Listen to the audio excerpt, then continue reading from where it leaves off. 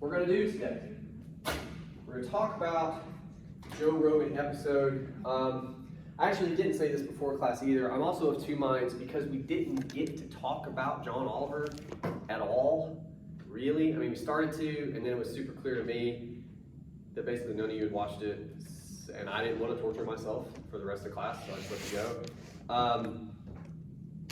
At the end, if we have time, we may discuss that a little. I mean, we'll keep discussing them. It's not like we stop after today, but I do feel a little bit bad that we didn't get to talk about it. So if toward the end of class anything springs to mind, or if you have questions or observations or what have you, bring those up. It's kind of fair game in the second half of class. Okay, to begin with,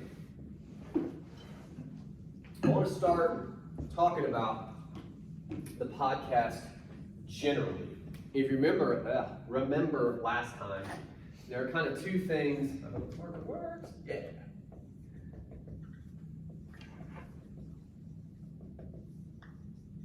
There are two ways to begin our critique. And they boil down to these concerns. So to begin with the Joe Rogan podcast, which I assume most of you at the very least have heard of before. But with the one that we watched/listened to, what do you think the aim is of, if you like, of podcasts in general? We can start there. What's the goal of a podcast, right? That's kind of a weird thing to consider. What are they trying to do? To get them to agree with you. Who's them? What Like people talking. Oh, like in the episode we listened to, David Pakman and Joe Rogan are trying to convince one another. Yeah. Yeah, no, for sure, that's part of it. But more general than that, like, I mean, I don't know. Do any of you listen to podcasts ever? I feel like it's just to have a longer discussion about things that can't be brief. Okay, so with a long, that's good too, because yeah, Joe Rogan especially is like a long form podcast as opposed to, you have your shorter ones.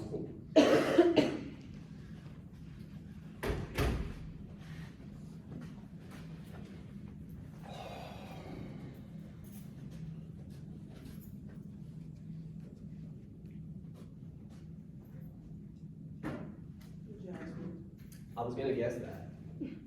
That's it. Good you had it. All right. With a long form podcast, especially, they want to have it allows them the opportunity to have like a longer, for sure, meandering. Do you guys know what that word means? When you walk aimlessly, like you don't really have a set path, but a meandering sort of conversation. There's a lot of asides. There's a lot of losing track of what they're talking about. You'll hear, I think even in the clip that we listened to, the 30-minute clip, at one point Joe Rogan's like, what were we talking about? They'll have, what is that, by the way? Because if you think about it, comparing, especially long form podcasts, to more traditional media, like a show that you might be into that is heavily scripted and more classically speaking entertaining, why do we listen to shit like that? Why do we listen to two people go, oh yeah, this? Like, why do you think that works? What does that offer? Sometimes it can be more real than more entertaining. Okay, good. Well, and again, I think this is a particularly modern desire, right? And there's different theories for that I won't bother you so much with, but generally the idea would be, originally, when people first started seeing movies and TV shows and whatnot, I mean, you understand that technology, movies, is maybe 100 years old now. And if you've ever seen a 100-year-old movie, you wouldn't enjoy it. They're not good. But that means, like, as a society, we're not really super evolved when it comes to that stuff. So it was more than enough to, like, see a show and have it be, like, Game of Thrones type thing, right? If you're into that stuff. But now, here in the past maybe 10 years, it's almost like we've been so saturated with that stuff. We want, as you say, something that's like more real, less scripted. Why do you guys think that is? Like, again, what does that offer the audience, the real as opposed to the scripted We have another word for scripted, by the way. It's more pejorative. Any ideas what that might be? Rhymes with rake. You guys are no fun today. Fake. Yeah. Which it is, right? I mean, I don't know if you know this, but like Game of Thrones, Breaking Bad, that shit's fake. It's not real. Why do we desire, or again, the better question would be, what does like a real discussion offer us? Why do we like that stuff, do you think? And again, to get more specific to what we're talking about, I think this can help us. Fuck my life. All right. It's not to say that like traditional media can't be or can't have more critical thinking, but I feel like even though I don't agree with everything that Joe Rogan says, Yeah. like it still offers different sides, and I can think about some of the things that he says rationally and open. I don't know how to explain it. Like it opens my mind to more possibilities. Okay. It's like more sides of the story. Okay, I got you. You had something too. I feel like, well, for me, the only reason why I would want something to look real is so I can feel like it's real, like watching a movie. Yeah. Yeah. Well, and again, there's something about, and I think part of it is what I was alluding to before with like, we're a little more sophisticated, just like as a culture, as an audience. I saw a thing on Twitter recently, people were really complaining about the CGI in the new Lord of the Rings show. I'm like, this is what we complain about now? I haven't seen Birds of Time. The giant wolves don't look real. And I'm like, fuck you. What is wrong with people?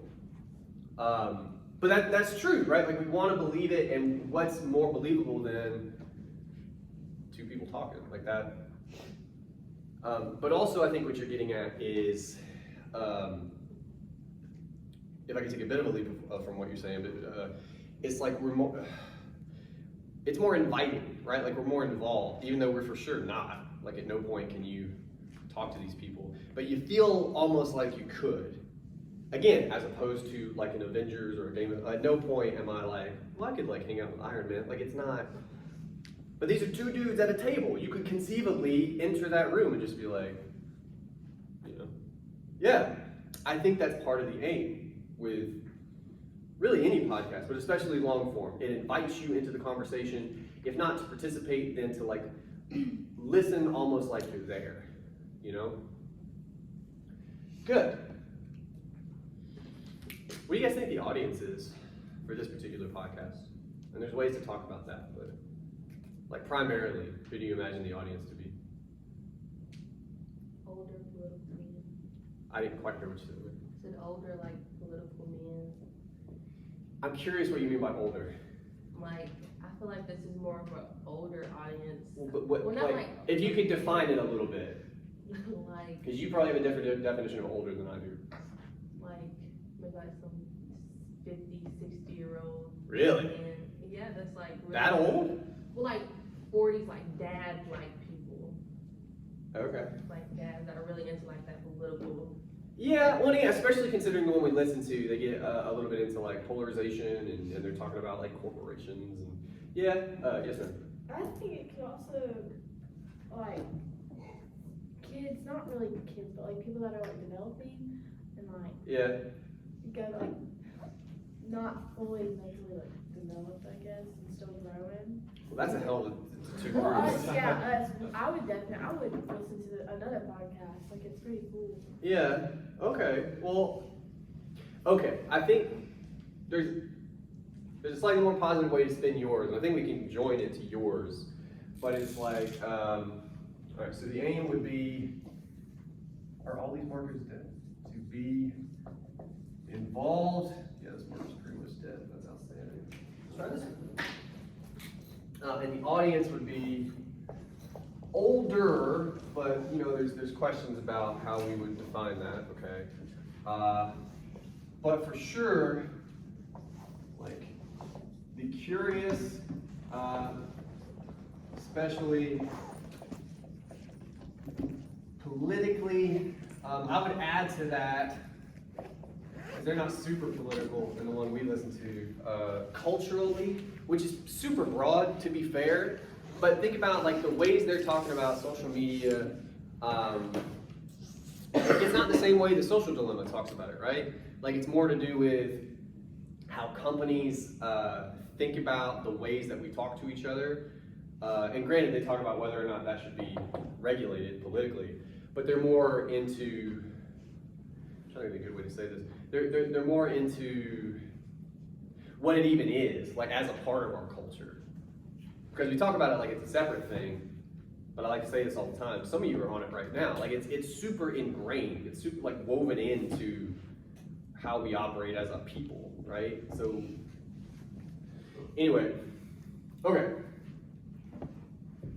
Criteria and standards, and we kind of touched upon these a little bit. But again, like I would say, if you were to compare, and it's part of the reason I choose these two texts that are so different. If you were to compare the John Oliver video to the Joe Rogan bit that I had you guys listen to, I would hope it's obvious they're super different. But I would also say we measure them differently. Like you seem to indicate that you kind of liked what we listened to, you found it interesting. Okay. You wouldn't measure the John Oliver video according to the same rubric, right? They're just too different. It's not fair to say, well, this one's good because of this, but this one doesn't do it, so it's shit, right? They're just different things. So that's my long-winded way of saying, how do you start to try to measure whether or not a podcast episode is good? Do you know what I mean? Hopefully. Find another podcast. Well, yeah, I mean comparison, but we have one. We have one we're looking at, and if yeah, go ahead. It just like keeps you engaged, like keeps you tuned It holds your interest.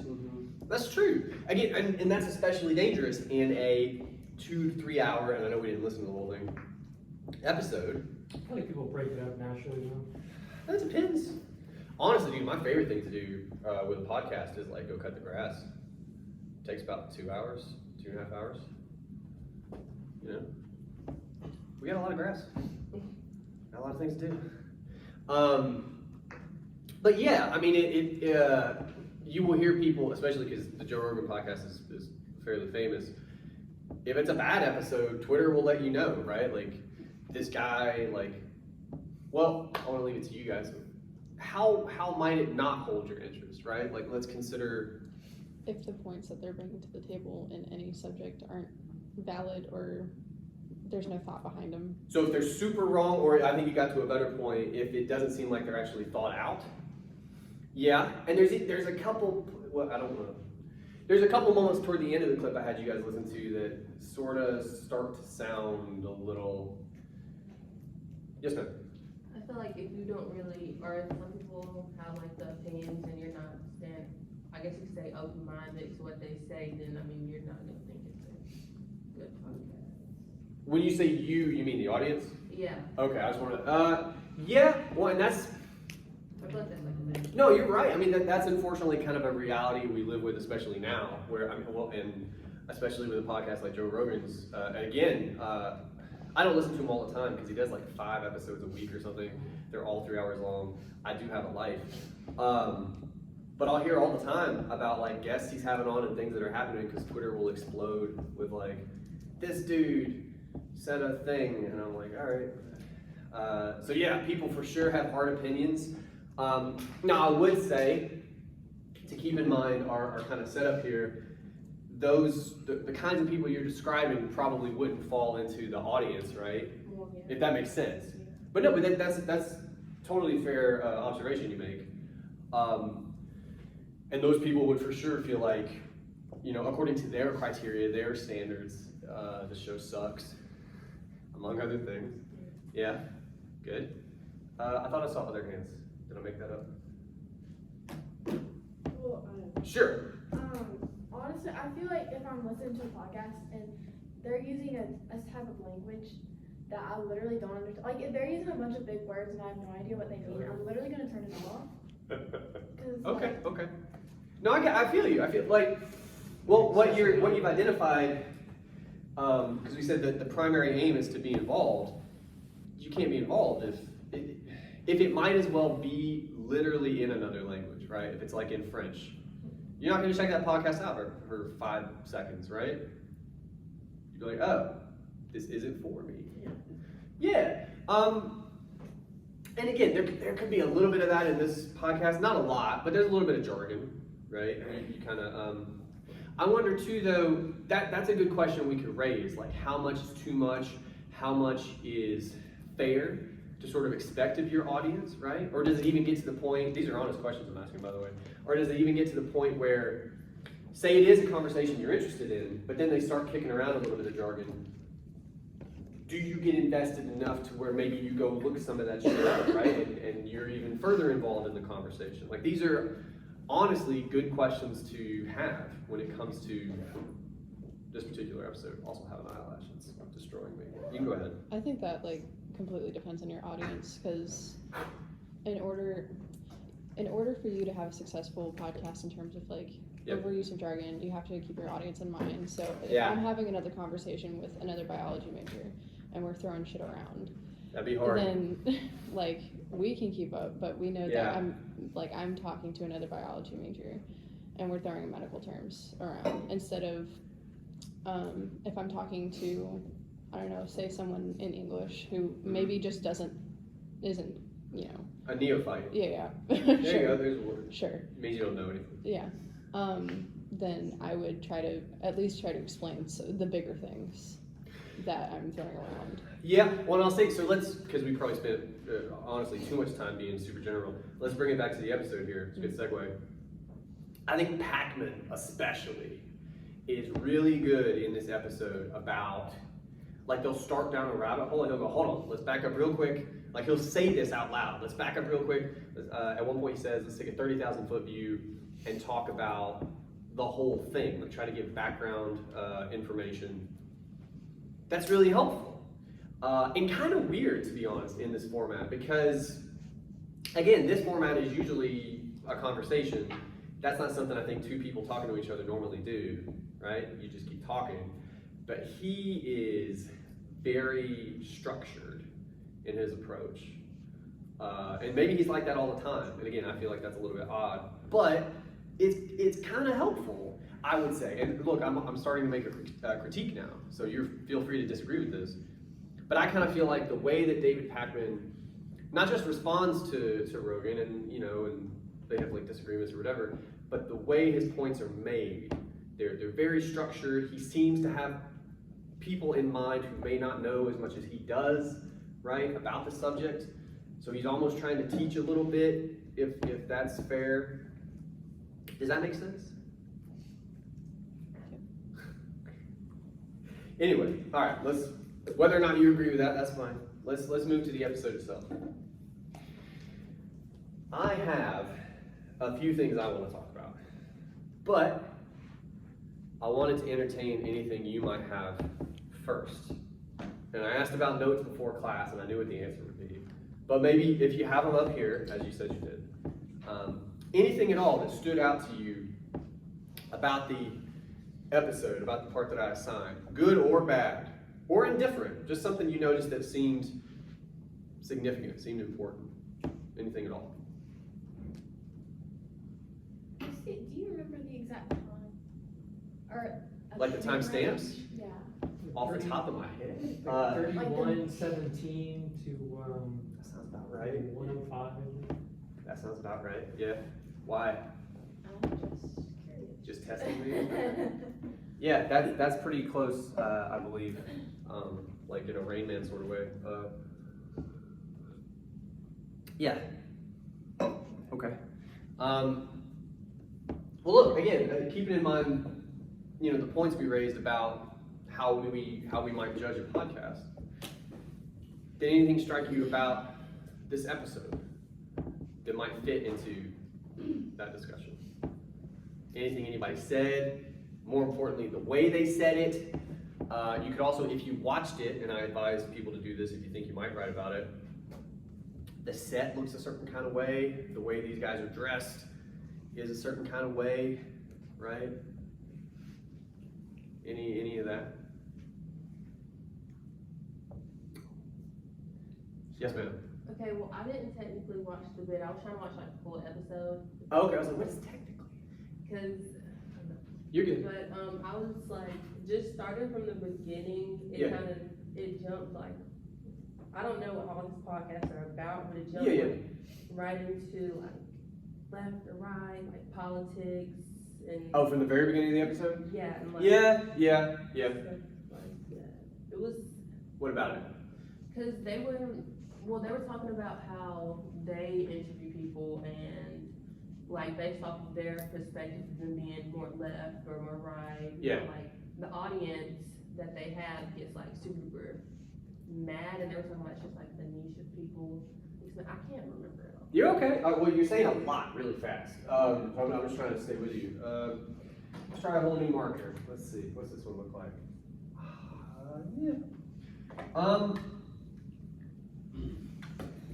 To sort of generalize your bit of a generalization, I think both of them are super. There's a couple directions we can head, but like, how about this?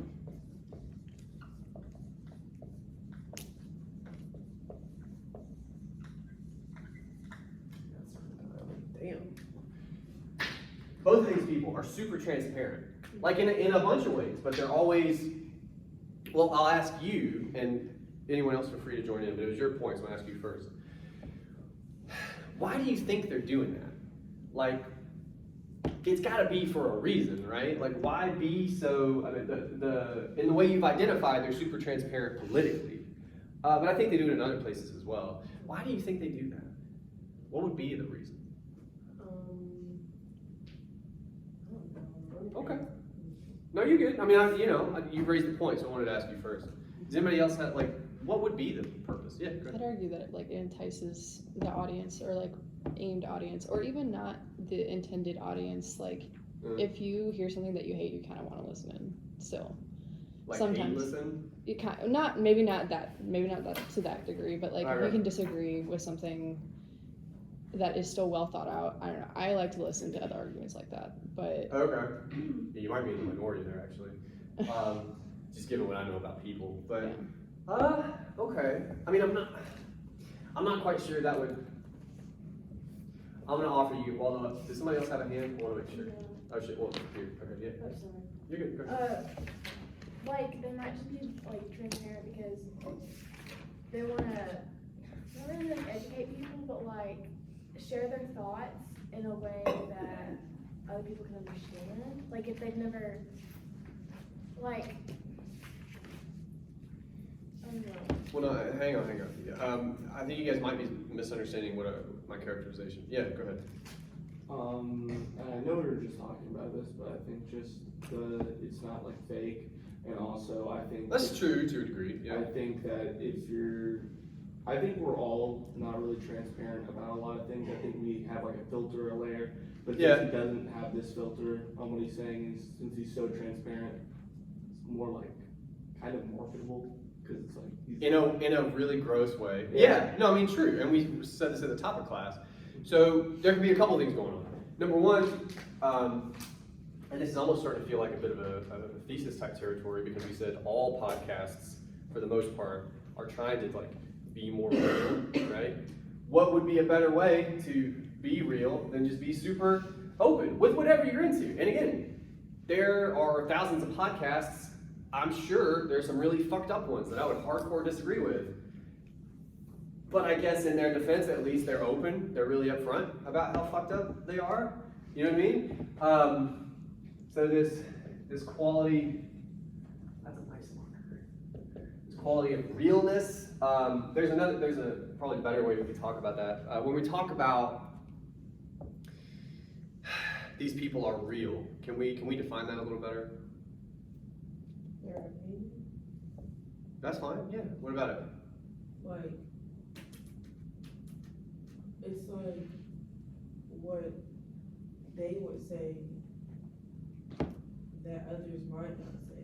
Yeah. So what are you saying that you're right on the edge of it? Like, what are you saying about like whether or not you agree with their opinion? Right. That's almost secondary to this first point, which is when they say a thing, what's your immediate thought, if that makes sense, about them in relation to what they said? I asked that in a really screwed up way. What does it mean if somebody's real with you? If someone is transparent with you? Being honest. Yeah, you believe it. You see what I'm saying? And again, this gets back to the question of like scripted. I hope no one believes Game of Thrones, right? Like I don't want to dispel anybody's fantasy, but you believe they mean these things. They think these things. They're not acting. So we're obviously talking about what part of that damn triangle. You only got 3 choices. If you believe someone is saying what they mean, we're probably talking about what aspect of that triangle? Triangle's a myth. Triangle's a myth? The logos? Yeah, but not Greek. No, it is logos, but oh shit, no, I'm just fuck it. All right. We're talking about credibility. If you believe a person means what they say, and we're not saying they're right, we're saying they believe it. If we think about their aims and how we judge podcasts the way that we talked about, that's kind of all we're in it for. And you might hate listen occasionally. You might, whatever. But at the very least, you don't feel like they're lying to you. You don't feel like they're pretending to be something they're not. That's valuable in this space, right? Cool. The other thing I would say, and this could probably build off of this, but especially with your example, where you say, because it's been a while actually since I listened to the beginning of the episode. I just listened to what I assigned you now. But if they identify themselves politically, and I know how both of them would identify politically. You could argue they sort of,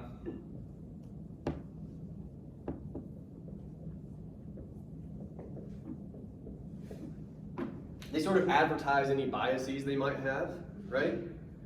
And again, especially this day and age, this word is almost like a curse word, like, oh, you're biased, that sort of thing.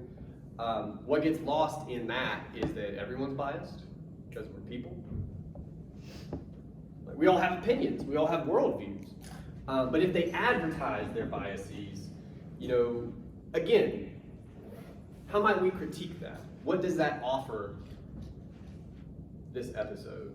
If they're super upfront with like, I think abortion is awesome, or like they don't say that, but like whatever they're into. That's my sense of humor. I'm sorry. Is that a good thing? Is that a bad thing to be super upfront with like whatever biases you might I hold? think it's pretty good. I do, yeah. But why? Kind of raw though. Raw? No, you said? Yeah, I was mostly kidding. No, it's okay. I mean, that's what we're getting at there. Yeah. I'm saying these 2 points are attached, by the way. I'm just saying this is slightly more specific. I think we can talk about both. I mean, I guess anyone listening to your podcast and like actually thinking and not just listening would be able to distinguish some personal biases versus like, I had a really good thought and then I lost it like halfway through, but like some personal biases versus total fact. From fact? Never mind. Okay. That was very poorly worded. It's okay. But I guess it just. Mull on it a little bit, yeah. It helps you kind of understand why they may think a certain way. Yeah. Is that it? Yes. Okay, that's okay. Okay, no, we can work with that. So, if you understand someone's bias, and again, I understand that's almost like a pejorative now, but that helps you. It almost gives you a foundation, is kind of what you're saying, for the rest of their thought process, right? If either one of these people says a thing, whether you agree or disagree with it, I think a lot of the time you can go, oh, well, that's because he thinks whatever, right? Like it's, yeah.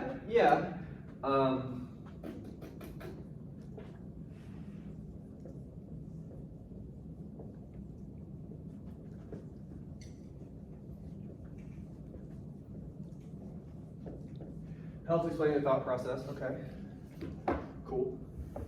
Any other particular reasons? If somebody might be really transparent with their biases in this format, really open about, I think Rogan's thing is like, he's left but he's not super left, and he always gets accused of being right because he likes to shoot stuff, and he's a fighter. That's usually what he says, anyway. Why be that transparent about it? Could it at all be considered a bad thing? And I'm honestly asking that because I'm having trouble thinking about how that would be a bad thing.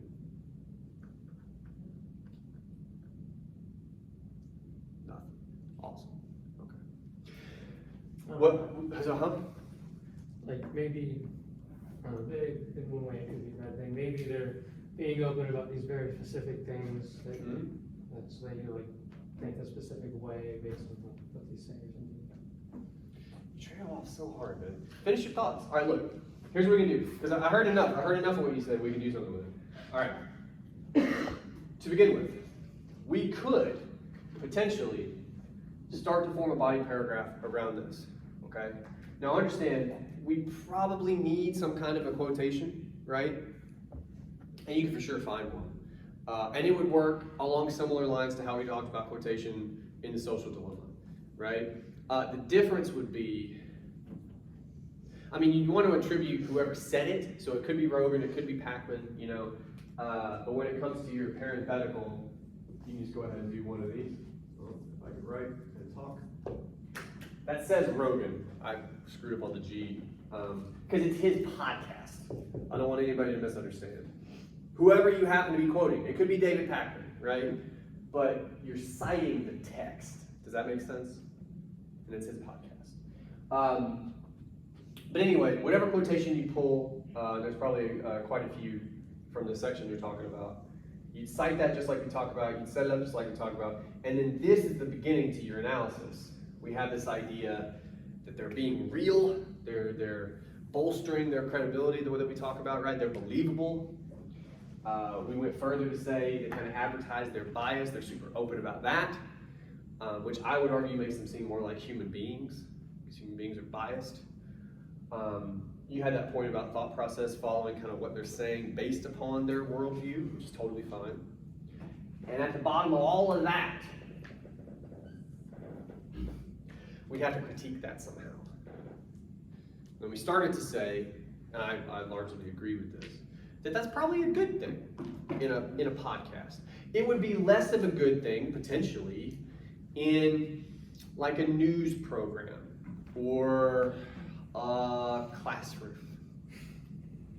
I would alienate quite a few of you if I told you about my politics, right? This is how it works. So I don't do that.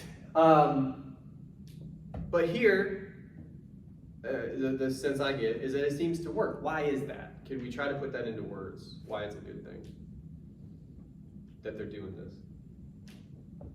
Yeah? Maybe it creates an echo chamber. I don't know if that's a good thing. But I'll let you finish that thought. Why do you feel like it does that? Because I feel like if you're advertising your biases, people who don't have those biases might not tune in, and those who do would want to tune in. Well, to a degree, you got to be careful with might. You got to be real careful with might statements. Yeah. I don't know. I mean, sometimes you have to consider the inverse as well, right? You got to play devil's advocate for a second. If it was the sort of thing, and again, I'm sure these podcasts exist, where they're not as open about their biases. I mean, I guess you could say they might reach a wider audience, but wouldn't that wider audience be, you could argue, like more in the dark when it comes to whether or not the people in the podcast actually believe what they're saying? Do you know what I mean? What do you mean? Like here I'll explain myself better. Okay. Especially given something you said earlier. What we're not necessarily interested in is like marketplace implications. Whether or not what we're interested in, and this is going to sound strange, but this is what we're doing.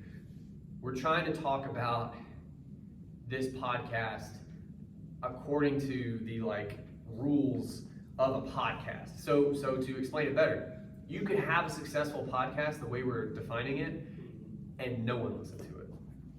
Does that make sense? Like we're not ultimately concerned with whether or not people listen to your shit. What we're concerned with is, I guess in a way, they should. Does that make sense? Mhm. So yeah, I mean, to your point, another way to word what you said is it's almost like people who wouldn't like the show will know up front that they won't like it. You know, that's kind of nice. I don't know. But yeah, I just don't, if you could like steer away from marketplace a bit, I think that'll help you a lot. Where were we? Critique. Thank you. Sorry. You're good. Why is this a good thing or a bad thing? I feel like I saw a hand. Did I make that up? Yeah, go for it. I feel like it's a good thing because even if they know, like if they don't agree with, well, if they know they don't agree with what they're talking about, they can agree to disagree on some of the things they talk about, Who's they? like the audience. Oh, okay, okay. Yeah, well, and again, because it's all founded upon this sense of honesty. Like even the phrase that you gave us, agree to disagree, that's like a sign of respect almost, right? When you do that with somebody. I mean, there are cases where it's not. But I think generally it's this idea that like, I understand your position and I do not share it, but I understand that you feel that way because you honestly feel that way. You know what I mean? Yeah, that could be enough. So again, it's this idea, we've already said it's a positive critique, but basically it's good because, I don't know, I'm just trying to sum it up, but like,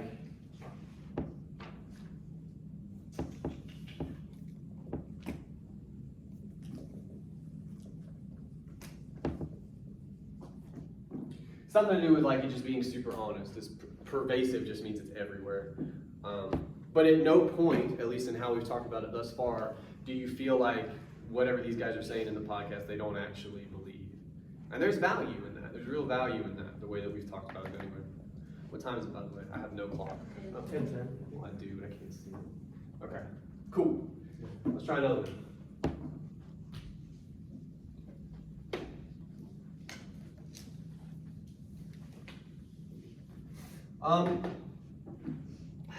Well, I'll ask you guys real quick. Are there any other elements from the podcast that you thought we could talk about in a similar way? Okay. You actually, Jasmine, reminded me of one. I'm not going to put the whole quotation up, especially because I took notes on my phone like a jackass. So I'm going to use my memory here. But at one point toward the end of the selection I gave you guys, Rogan says to Pac-Man,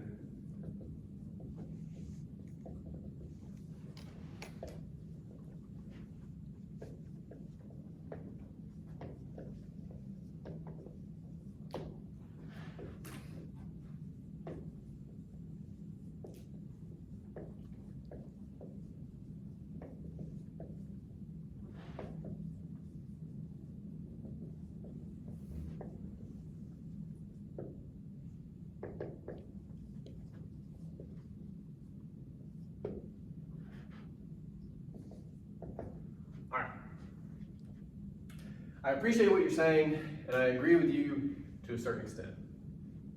Now, the hard part about a text like this is it is half an hour of two dudes talking. So it's a lot of words. If you were to find a transcript, which I think you actually probably could, it's probably going to be pretty thick. Mm-hmm. But this quotation, at least to me, stood out. And I'm curious. I'm curious if you guys have any thoughts on it, because I do, and I'll share them with you. But I want to see what you guys got first. Like, what's he saying to Pac-Man here? If you could translate that into different words. Yeah. I think it's good that he said that because, like personally, I could never argue with someone about like different biases. Well, you could argue for sure, but I think. Yeah, but like not like a proper like argument about like politics and stuff like that. And be like polite. Yeah. Yeah. I think he's trying to like stay on, not really good terms, but like just like be polite about it because he's about to be talking for like the next hour. Yeah, well, this is a little bit of what I'm getting at. So the tone is what you're describing, and part of the reason I chose this quotation, first of all, you can for sure consider tone, and I guess we should define that real quick. Does anybody know when I'm saying the tone of a quotation, or the tone of the episode, honestly, what is that? Does anybody know? Like the mood. Kind of, yeah. Like, I mean, it's a musical term, right? The sound of a thing, the pitch. But in this case, it's the, and I really hate I'm going to use this word, but the vibe. I feel like that's just another criteria by itself on podcasts. Yeah. Well, but two different podcasts have different ones, right? Mhm. Depending on what they are. But this one, I mean, if we could characterize it, you kind of like polite, I would say like respectful argument, respectful disagreement, something like that. Respectful debate, maybe.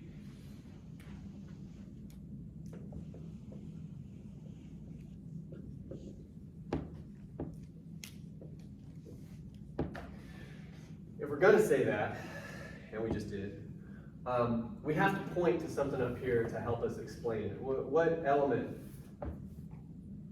could we talk about? To a certain extent. Okay, what about that? I think it's like I don't know what the word I'd use for it, but it's like it's really non-committal phrasing, where it's like, He's keeping it open. yeah, Well, I mean, it's committal. It's not entirely defined, I would say. But I wouldn't call it non-committal. Yeah. It's vague. Yeah, well, in that way, and again, to be told, you have to, I don't think I've said this yet, so I'm glad. You have to make sure you're fair with these texts, especially when we do critique. Sometimes, and I think it's at least a little bit of marker of the era we live in, sometimes you guys will straight up want to bury a thing, and I'm not saying you're doing that, you just reminded me. You gotta be fair to these texts. Like, understand these are two guys in a room talking for 3 hours. There's gonna be times when they like misspeak, or they don't word a thing quite right, or they maybe don't define it. Like, you just gotta allow for some of that, just to push back like 5%, okay?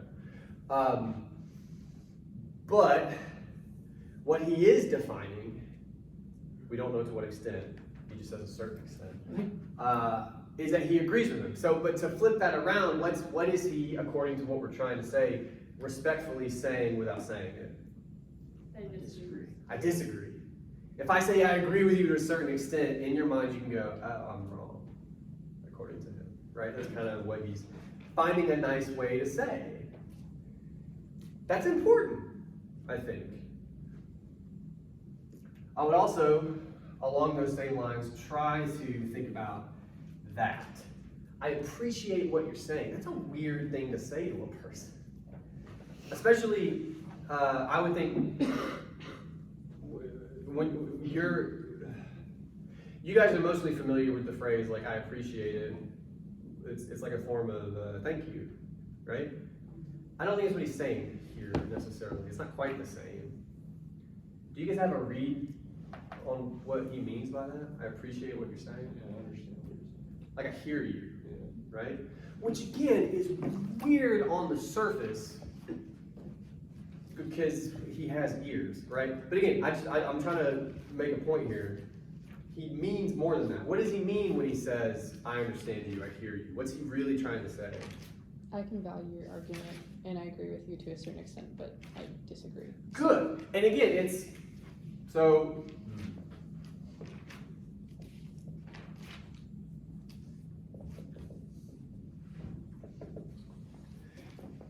he's saying overtly, I am consciously trying to hear you, right? Like, we don't agree on everything, but I'm actively paying attention, which means he's not doing what? If you're not actively paying attention, what are you doing? We have words for this. You're ignoring him. Or even worse, like dismissing. And again, think about the world we live in, especially on like social media or any of these other things, like public debate. You get a lot of people just not really listening to each other, you know? So again, I think there's value in And I would actually say it's kind of the tone of the whole thing, but in this particular moment, he announces it to David Pakman. He's like, man, I am listening to you. We for sure disagree to an extent, but like I am trying to hear you. That's an important thing to say. Yeah, what's up? Is this what some people would call doublespeak? I could not hear you. Is this what some people would call doublespeak? If you're cynical, Okay. which you might be, just given the things you've said, which is okay. Dude, I'm cynical as fuck. But I also, to think about my own biases, I know that I'm super cynical, so I try to guard against it. What you're getting at is like saying one thing but meaning another is doublespeak, right? I don't think he is, if I'm being fair, simply because, first of all, I think this means exactly what he says, right? This, you could argue, it does kind of mean the opposite of what he's saying. But I also think it's a figure of speech, right? So that makes it tricky. If it was a totally, and I'm gonna get in the weeds here for just a second, so like stay with me, we'll do something else after, I promise. If it was a totally contrived linguistic structure, that's a fancy way of saying if it sounded weird. You could say he's doing verbal gymnastics to perform doublespeak, right? But this is also just like a received thing. Like this is a thing people say. And I think we do that a lot of the time in conversation, if we're being fair to the format. Does that make sense? But you also might be kind of cynical, which is totally fine. It is totally fine. But I would say this to anybody. As soon as you identify some of your biases, perspectives, you want to try to guard against them. You might be a cynic. That's okay. Okay. If we're saying this is the tone of, at the very least, this quotation. You know, we can't necessarily say it's the whole podcast based just off of one quotation. Again, how might we critique that if we're trying to critique? Because that is what we're doing. Good thing, bad thing, good thing. You're killing me. It's all right. You're allowed to yawn, but it's just contagious. Like go on to say like it's a good thing because Sure. like it sets the tone and the mood of the room. Like yeah, it like prevents like I feel like I need to know what he says next. Let me help you out a little bit. I mean, you could, but this could be enough. Look, when we say for this paper a thing is good or bad, what we are ultimately saying is it makes the text more or less successful. Okay? And again, the way we're defining success here is not more people are going to watch or fewer people are going to watch. What we're interested in a weird way, does it make the thing better according to how we've talked about how you measure these texts, okay? And I erased it now, but my notes weren't great to begin with. It was something about, Standards. yeah, but our particular, like it was making the audience feel involved. That was the big one actually. I forget the rest. I hope you wrote it down. But so to just take that one on, could this potentially, if this is the tone, at least in this moment, could that, we could argue, make the audience feel more involved in some way? And if so, how? We got to explain that how. We do that, that's our argument for this paragraph. Well, because by saying he agrees to a certain extent, you might catch two sides of the audience. You're worried about marketability again. Don't fuck that. Fuck all those people. They don't matter for this conversation that we're having.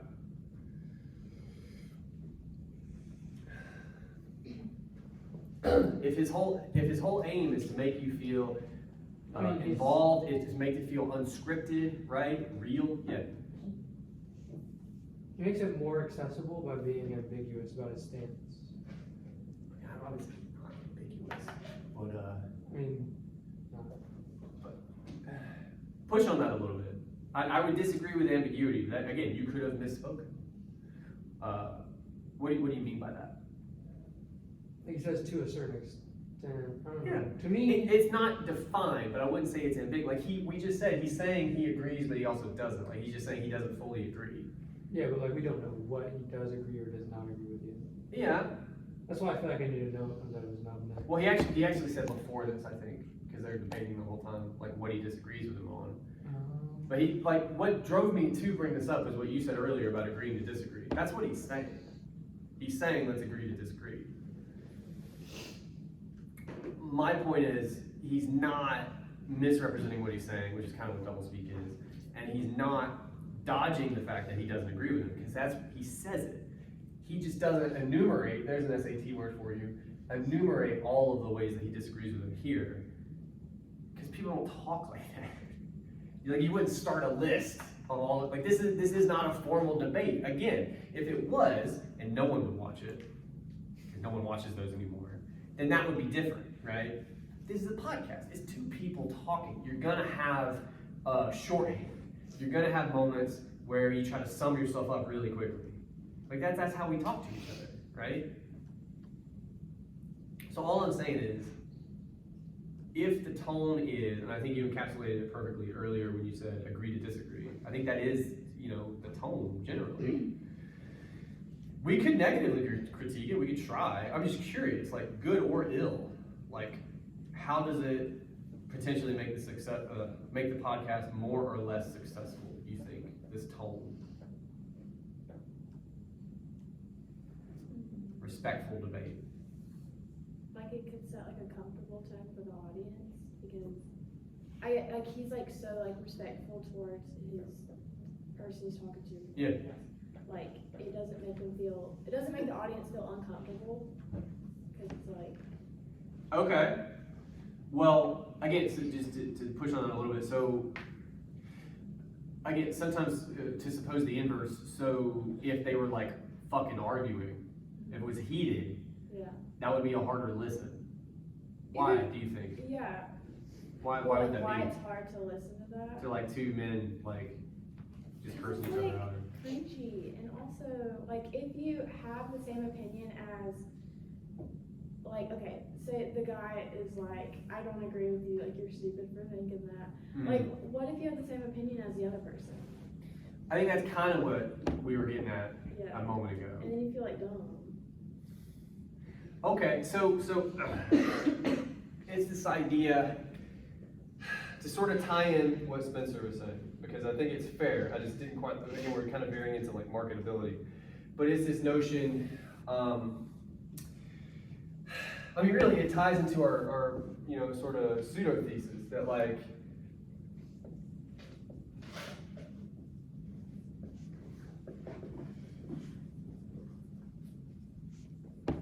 it encourages this sense of being involved, which another way to put it is you're not disinvited if you happen to agree with Hackman, which I do on some, especially when he starts talking about all these businesses give a shit about his money. I'm like, that feels pretty right. Yeah, it encourages sort of more widespread involvement. And again, we're not concerned with marketability, but we're concerned with, if the whole point of this podcast is to make the audience feel like they're part of it, that's a good way to do it, right? To not out of hand dismiss somebody, to not be a jerk, right? If you disagree. To respect these different points of view. Yeah, for sure. Okay. What time is it now? 26. What happened? 26. 26. I should really get a watch. Then I'd have two, that would look weird. This just tells me I don't get enough sleep. Oh, okay. How many of you watched the video? I'm just curious, because we won't be able to. A couple of you? Okay, well, yeah, more than I thought. Okay. Very briefly, I want to consider mode of dress. And we can just talk this out. We won't put it on the board. Mode of dress is kind of a fancy way of saying what? Your attire. What they're wearing, yeah. What are they wearing? They look pretty different, these two people. Rogan is wearing like a more casual, like graphic t-shirt. For sure. And then Kind of tight, which again, in defense of that guy, harder to find stuff that wouldn't be tight on that guy, right? So good for him. and I think Pac-Man is wearing. It's wearing like a button on. Yeah, a little, like, again, the way, like, business casual almost. He doesn't have a tie. He may even have the top button, like, but he kind of looks like he just got out of church, sort of like. That's what he looks like. And Rogan's also wearing like a hat. And it's frayed, I believe, the bill. If But we were to get really specific. and Pac-Man looks like well groomed and like he. Yeah. I think he's a little patchy right here, if I remember correctly. But anyway, all right. What about that? Their modes of dress. We could take one on, or we could take both on. But I want you to have a menu. I don't know, I guess because Rogan's so lax in dress, Yeah. like, it's just like talking to somebody else almost, which invites the audience almost. Yeah, it encourages the whole tone, but again, I hate that I'm using this word, but the whole vibe that we're talking about. It's informal. Which again, for this show, I think is a good thing. And to draw another comparison to Oliver, you expect John Oliver in that setting, that kind of show, to be dressed the way that he is, right? If the two were flipped, if Joe Rogan was in a suit and tie, it would feel strange. It would feel alienating, is kind of what we're talking about. And just the same, I couldn't even imagine John Oliver in a graphic t-shirt. It was just too weird, right? All of a sudden, you can't take Oliver seriously when I guess you're supposed to. And weirdly, and this is strange, this is worth considering, it's not like you're not supposed to take Joe Rogan seriously, but you're kind of not, right? Like, You kind of like pick and choose. it's a hard thing to define. But yeah, he is supposed to be, in a way, I think you said, just a dude. He kind of is. That's the whole premise of not just his show, but like I would say 80% of podcasts. It's just like people. He seems like a person. And you're kind of like, he's approachable because of that, and all the involvement stuff we talked about. Good. You could write a body paragraph about the way he's dressed. And if you wanted to lean a little more into it, you could talk about the way he's sitting, the way he kind of carries himself, right? And again, like, I'm using my memory here, but if memory serves, Pac-Man is like sitting up pretty straight, and like he's not robotic, that's not fair, but he's stiffer than Rogan is, right? That's important when it comes to what we're talking about. Now, conversely, if you wanted to talk about Pac-Man, this is an interesting dichotomy. That just means there's two things that are different. I love giving you guys words you'll never use. Good, go for it. But with Pac-Man being dressed pretty differently, what about that? Because on the surface, it would seem to sort of counteract our argument when it comes to Rogan, right? How do we read Pac-Man's mode of dress? I mean, he's clearly more what? We can start pretty easy. Formal. Way more formal, just by default, right? He has a shirt with buttons on it, like that is more formal, okay?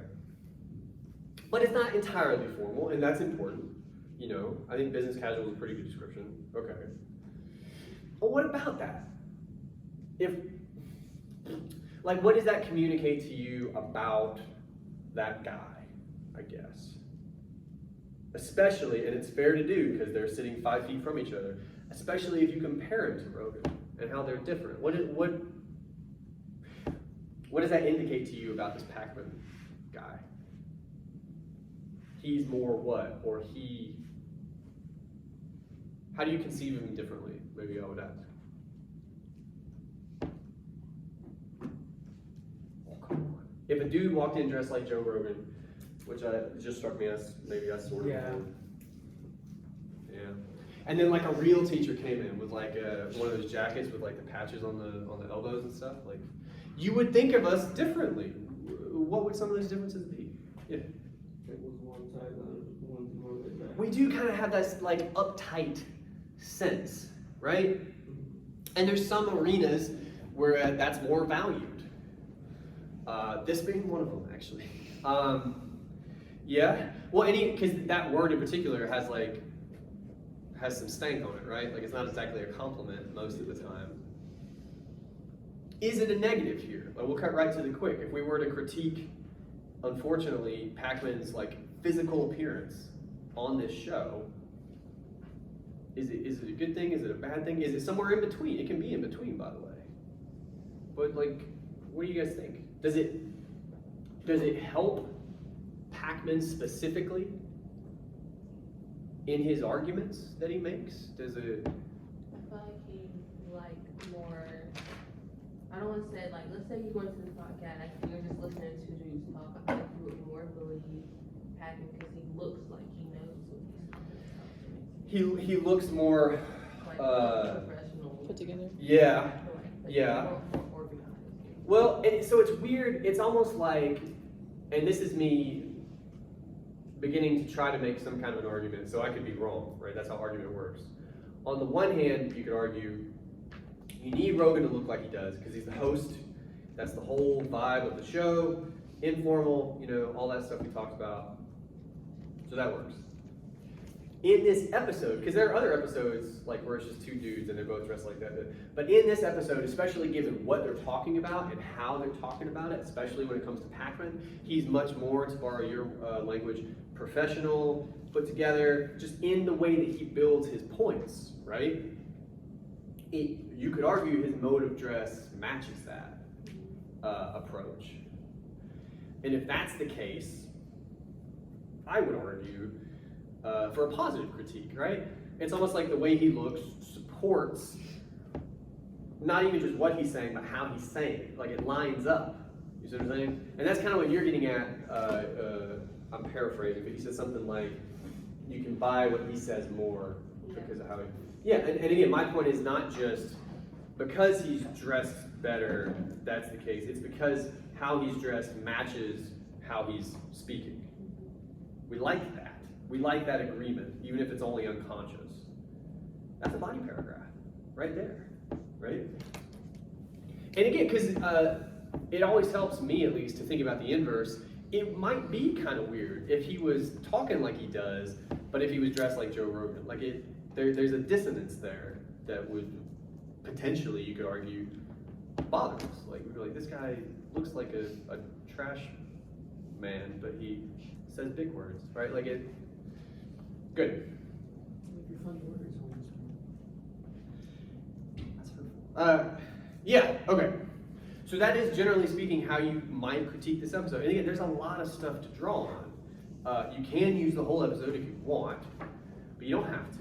I was careful to tell you that. You don't have to watch the whole thing. It's kind of long. I know I said this already, but I'm nervous because she got her thing. What time is it? Sorry, I just want to go ahead and... You're allowed. It's okay. It's what time? 35. 35? Ooh. All right, I promised we would have some time at the end, and that's where we are. Anything about Oliver? We're going to talk about him next time, but here for just a second, especially if you think about the ways we've talked about Rogan, right? The kinds of items we've considered. You can do a similar thing with the Oliver episode. Of course, it would be in a different way because it's a different kind of text. Yeah, scripted. Yeah, but again, you have to allow for that. Like, to be fair to the text, you have to allow for what it is. So I think we talked last time for a second.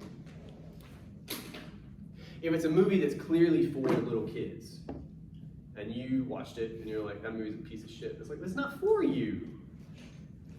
The part where they sang the ABCs, I was totally out. It's like, you're a loser. It's for kids, right? So if you're fair to the text, is it good for what it is? That's what we're trying to do, right? In Oliver's case, I mean, I have a couple things I could talk about, but I want to hear from you first. Is there anything that struck you guys about that clip? Anything at all? Something that's said, something that happens, the way something looks? It's like the completely opposite energy of like a podcast. In some ways, yeah, for sure. Fascinating. Well, and see, what's interesting to me is they talk about similar kinds of things, right? They do. But, yeah, the vibe is super different. Because one topic the entire time. Yeah, well, and again, that's the good and bad, that's the double-edged sword, again, because anything is like this. When it's scripted, you can be way more focused. You can have points, like, I love the John Oliver stuff because it's built in the same ways I talk to you guys about papers. He's going to start with an introduction. He's going to give you a thesis. He's going to walk you through sort of verbal body paragraphs, and then he's going to give you a conclusion where he wraps it all up again. Like, it's super well done, but it's structured. That'd be a hard listen as a podcast, right? You get kind of bored. Do they fight against that in the Oliver thing? Do they have any ways to try to maybe spice up the discussion. Yeah. Like try to put in some like comedy in there. He has haha moments. Yeah. Can you guys think of any? I can think of a couple, but I'm just curious. I'm not saying it made you go haha. I'm just saying they were clearly trying.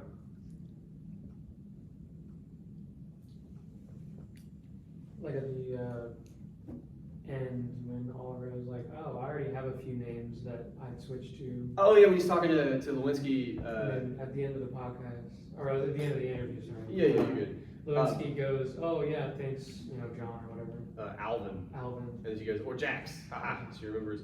Yeah. What about that? Just for a second. I know we're almost out of time. Let's talk about that for a second.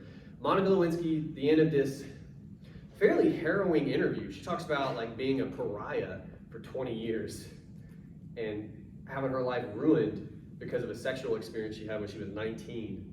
Can you imagine that shit? That's wild. The point I'm making here is the point he makes, which is like, she's pretty much blameless. She was 19. You do stupid shit when you're 19. I don't know if you know this. That's what you do. Anyway, at the end, they have this moment where she remembers the joke he made and they laugh about it together. I say this to you guys all the time. They could have cut that. They could have. There's no reason to include that. It doesn't make any more of his point. I have a water bottle. It's all right. It's like the universe just like was trying to tell me something. Why include that? What does that offer us? That moment between these two people. Makes it feel.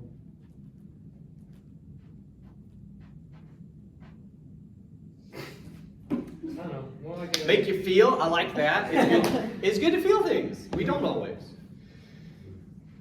It cuts some tension.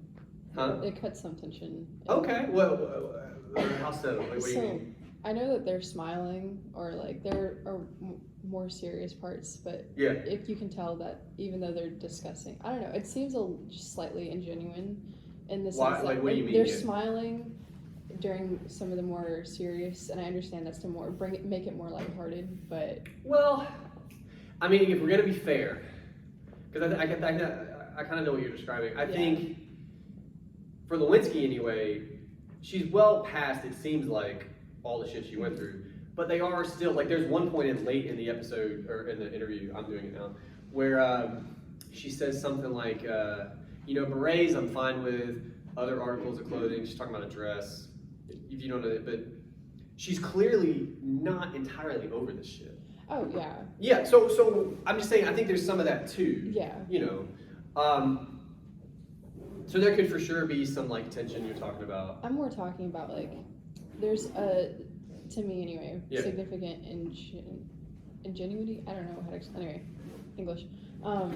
Between what they're actually feeling and trying Maybe. to smile through the pain almost. You know what I mean? Like Maybe. their body language isn't matching their facial expressions. Yeah. my Well, and opinion. it could be. I mean, you want to be very careful with could. Like you don't want to do that No, much in your paper. yeah. But the idea that they are discussing a serious topic, which concerns one of them, like in an integral kind of way, could for sure lead to some tension, and not least of which because Oliver tells us before the interview that he was part of the awful jokes about her, so he might be feeling like a little bit like an asshole trying to talk to her now, you got to be careful with some of that stuff, but you could at least say this is clearly a super serious interview about a huge chunk of this woman's life that was pretty much ruined, and they're talking about it, but at the end they cut through the tension here, they share a laugh together, and again, you may not find it funny. I don't think you're supposed to. What is it to laugh together in this moment at the very end of the interview about a stupid joke? Yeah. It's like ends off on like a weird note. Like, It so- does. So on like a lighter tone. It does, which is helpful, again, considering what they were talking about. Yeah. What else is it? I think we could go a little bit deeper. Again, to me, it's the fact that they're laughing together. It's not one of them laughing. They're both laughing at a stupid thing. They're in good standing, I guess. Yeah. What do you mean by that? Like with each other is what you're saying, right? Mm-hmm. But like, so what? Well, because we just talked about how Oliver was part of problem. Yeah, I mean, it doesn't come up in the interview. That would be wild. Maybe it came up after the interview. Well, we can't know. What time is it? 10:41? 3. 3. Oh man, you gotta really nail that last number. That's important. All right. Well, I'll say this because we're kind of driving towards something. To me, it's like it is a moment of levity, right? For sure, which is helpful because it's supposed to be a haha show on some level. But it's also a human moment. Like, look, you guys are gonna go out today and you're gonna meet a friend or something, and your friend will make a joke. And if it's the sort of thing that was on camera, no one would laugh because maybe your friend isn't that funny. But you have inside jokes. You have things that you share with each other, and you laugh in those moments. It's intimate, I guess is what I'm saying. It's a little bit of a personal moment between these two people. There's value in that. It highlights the fact that they're people, if nothing else, you know. And especially when you consider Oliver's thesis in that episode about like trying to appreciate that people online are actually people as opposed to like targets or whatever. I think it's helpful.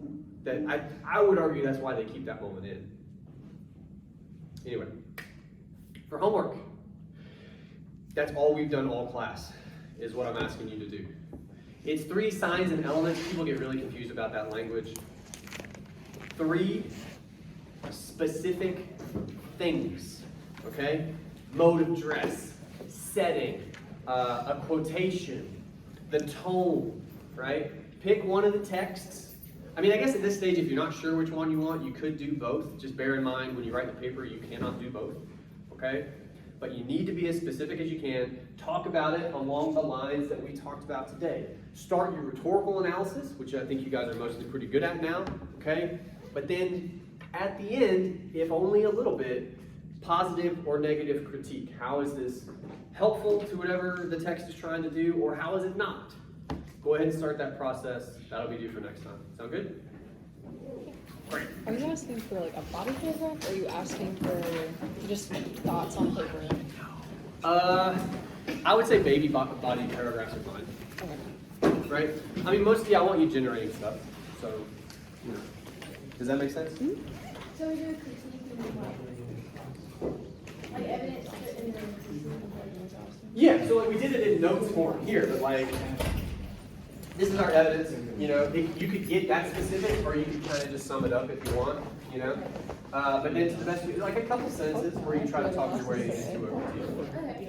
Okay. Yeah.